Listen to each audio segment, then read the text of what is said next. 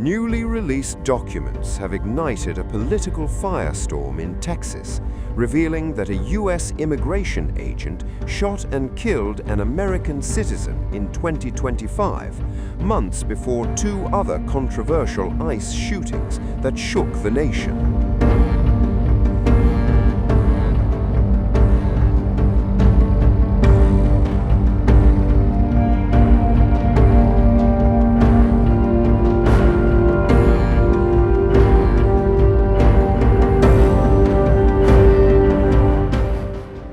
According to internal records obtained by watchdog group American Oversight, 23-year-old Ruben Ray Martinez was killed in South Padre Island in March 2025 during a joint operation between Immigration and Customs Enforcement and local police.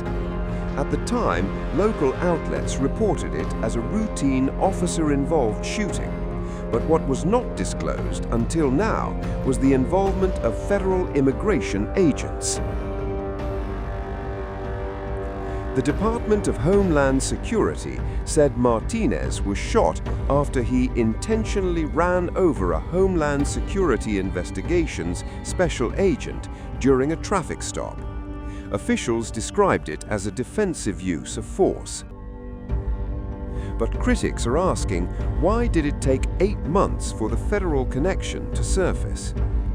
Democratic Congressman Joaquin Castro has accused ICE of burying the incident, calling for a full investigation and questioning what he described as a possible cover-up. Martinez's death is now believed to be the earliest of 3 known killings of U.S. citizens tied to immigration enforcement operations since President Donald Trump began his second-term crackdown. In January, federal agents fatally shot Renee Good and Alex Pretty in Minneapolis, incidents that triggered protests and national outrage. That's fine. U.S. citizen. The backlash forced border czar Tom Homan to scale back the federal deployment in the city. President Trump later told NBC News his administration may have used a little bit of a softer touch, but defended the crackdown, insisting it targets really hard criminals. Acting ICE Director Todd Lyons has said roughly half of the 1.6 million undocumented immigrants with final deportation orders are convicted criminals. Still, public opinion appears to be shifting. A new Ipsos poll for The Washington Post and ABC News shows 58% of Americans believe deportations are going too far, while 62% oppose ICE's aggressive tactics. As new details emerge, questions are intensifying, not only about what happened in South Padre Island, but about transparency, accountability, and how far enforcement should go in the name of security. Given this increase in unprecedented collaboration, and as a result of the need for less law enforcement officers to do this work in a safer environment,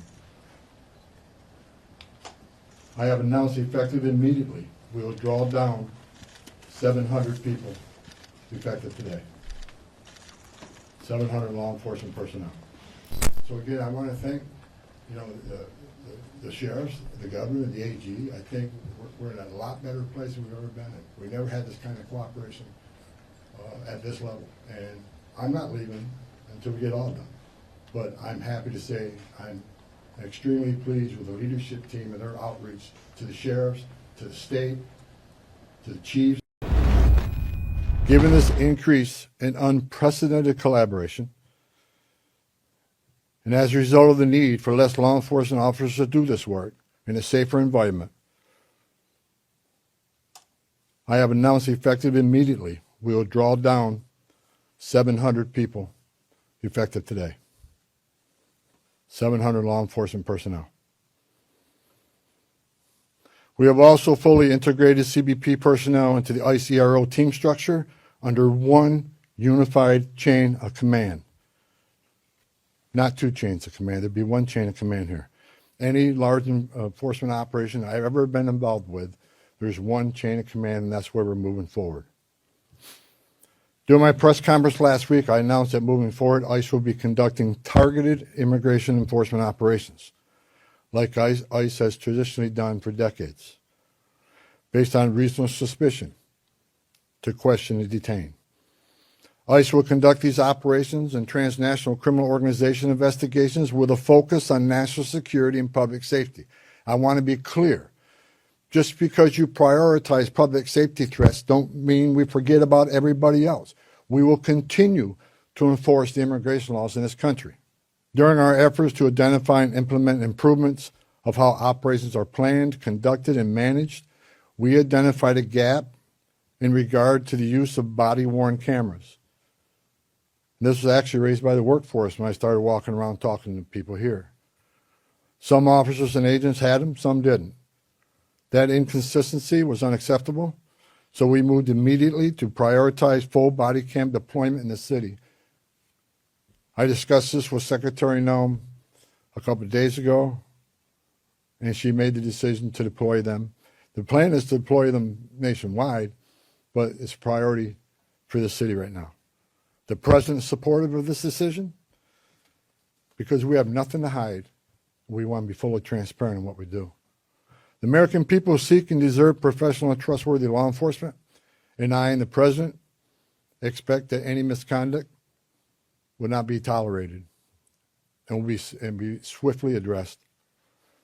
The integration, structuring, and resources we have implemented will help ensure accountability and that targeted enforcement operations have a focus on national security threats and public safety threats, and they are conducted effectively, safely, and appropriately. Again, this is smarter enforcement, not less enforcement. For those who are not a national security threat or public safety risk, you are not exempt from immigration enforcement actions. If you're in the country illegally, you are not off the table.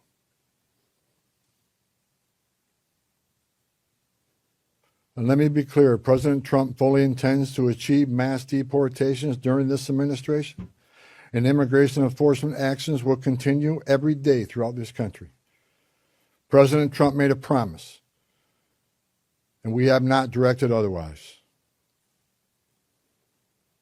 I heard rumors we have, untrue. My goal with the support of President Trump is to achieve a complete drawdown and end this surge as soon as we can. But that is largely contingent upon the end of the illegal and threatening activities against ICE and its federal partners that we're seeing in the community. We will not draw down on personnel providing security for our officers. I will not let our officers be put at risk. So we will not draw down on personnel providing security and responding to hostile incidents until we see a change in what's happening with the lawlessness of the impeding and interfering and assaulting of ICE and Border Patrol officers. I talked to the chief of police, and he committed to taking swift action on those illegal roadblocks. They're illegal. We shouldn't tolerate them. Again, a complete drawdown is going to depend on the cooperation, continued cooperation of local and state law enforcement and the decrease of the violence, the rhetoric, and the attacks against ICE and Border Patrol. The federal law enforcement personnel, ICE and CBP and other partner agencies are patriots. And they've carried out their duties patriotically